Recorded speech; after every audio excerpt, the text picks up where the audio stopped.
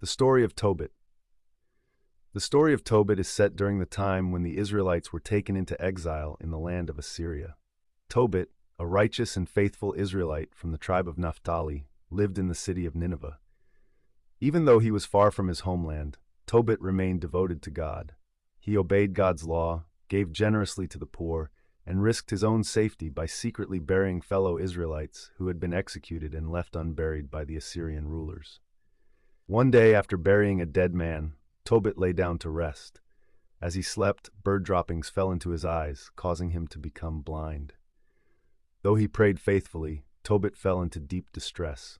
His blindness brought hardship to his household, and he depended on his wife Anna for support. When Anna earned money through her work, Tobit wrongly accused her of dishonesty, causing tension between them. In sorrow, Tobit prayed to God, asking either for healing or release from his suffering.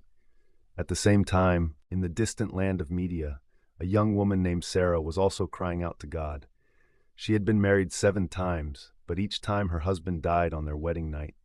This tragedy was caused by a demon named Asmodeus, who was jealous and tormented Sarah. Overcome with shame and despair, Sarah prayed to God, asking him to take away her suffering. God heard both prayers.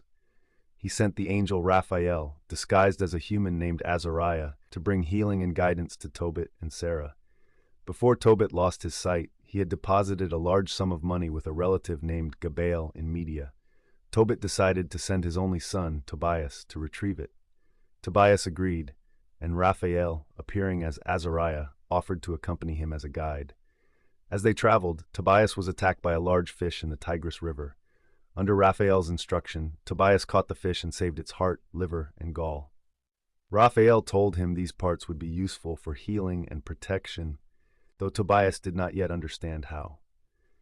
When they arrived in Media, Raphael guided Tobias to the home of Raguel, Sarah's father.